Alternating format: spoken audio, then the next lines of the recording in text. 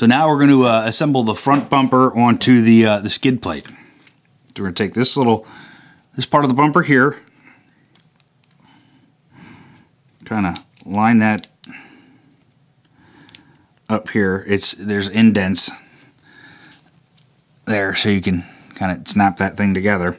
And we're going to attach it to the skid plate using 4 1/2-inch screws, just like this. And there's little indents in there to kind of help you along, line everything up. Just kind of snap it together and then screw the whole thing tight. This plastic is a lot more flexible than the carbon, so this is a lot easier to work with. Which, you know, it's going to make the bumper last a lot longer and not crack. That's what I like about these new RCs. Whatever plastic they use and everything, man, it just doesn't seem like it really wants to break that easy.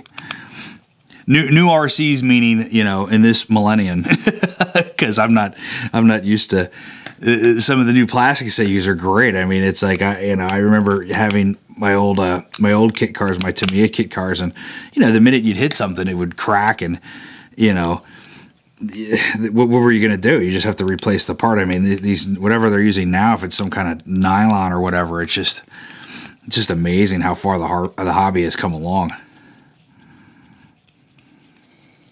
So there's the front bumper.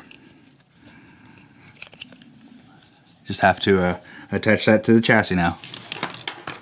All right, so the bumper is going to mount. These 2 holes are going to line up with these two. These 2 holes here, and we're going to use countersink screws on the other side to screw them in. That's one place it mounts.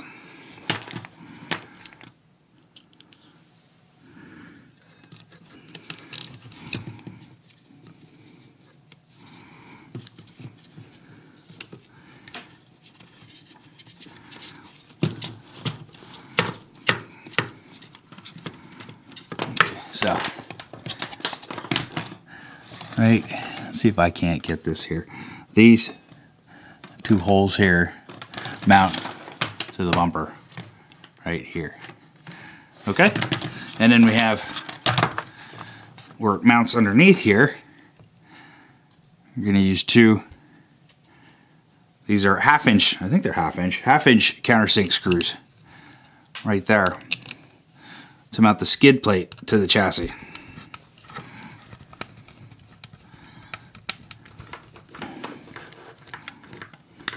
Okay, so there you go. Bumper mounted to the chassis. Front end is almost done. We have to put the turnbuckles on now. So before installing your front camber turnbuckle and your steering turnbuckle, you have to have them. You have to have them at the right measurement according to the manual. For the front camber turnbuckle, you want to have about 1.92 inches. That's decimal inches if you're scratching your head right now, between the 2 turnbuckles. You also need to have one of the cups turned out to the side. For the steering turnbuckles, you're looking at about 2.07 inches or 52.75 millimeters. So I set my caliber here, and I got this about as close as I can to the steering turnbuckle, and then if I set this to 1.92 inches, right about like that, I got that pretty almost exact. So the one criticism I have of this kit is that maybe they could have done these 2 pictures here in actual size, because I don't know that anybody, or I don't know that many people have a ruler that is read in decimal inches. Maybe you know, metric would be easier to get, but it's one of those things where, you know, this kit's supposed to include all the tools you need, and it really doesn't. But anyway, so I got those measured up now. I'm going to install them on the RC. One thing to make note of is there's a little notch here, and you might not be able to see that on camera, a little tiny notch. Those always have to face left. It's so you know which way your threads go when you're trying to tune your turnbuckle, because these threads on here are reversed, so you can pretty much twist them to tighten them. Okay, so just pay attention. The little notch always goes left. I'm just gonna get these lined up here and might have to use the needle nose. Oh my God, yeah. So I'm gonna use the needle nose pliers here to snap these into place. There we go, there's one.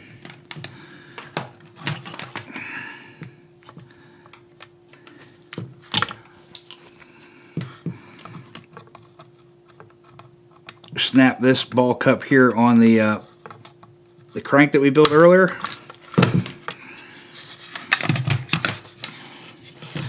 We'll do this side now.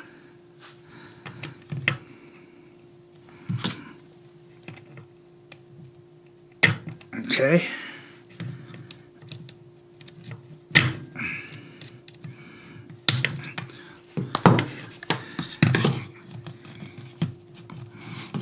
So we got the steering turnbuckles on. Now we're going to do the camber. The camber adjusts the I don't know how to the angle of which your tires hit the ground, and you want them pretty much perpendicular to the ground.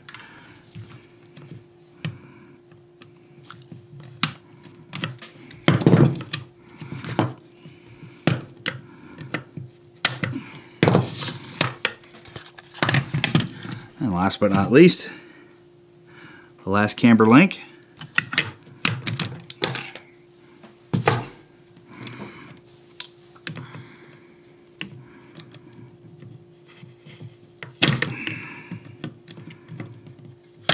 Okay, there we go. So that's our front end. There's one more step to the front end build, and that's screwing on your Nerf bars on the side. So to get the Nerf bars on, you gotta wedge the one side in, get this lip over the side of your chassis here, and then you kind of gotta bend this one out and snap the whole thing into place. Ah, there we go. And we'll do the other side. And on the bottom here, we're going to use these little 3/8 rounded head screws here, and it's going to attach the Nerf bars to the chassis.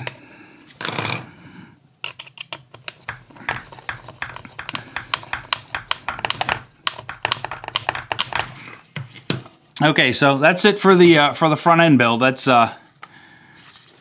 next thing, I think we're into the transmission build. So fun. It's starting to look like an RC car. So I cannot overemphasize how hard it is to screw into this carbon, and I think it's kind of a problem. But as long as you keep a little bit of lube on the screws, you can get it done. But this stuff is tough. So there's the front end build. Stay tuned for the transmission build.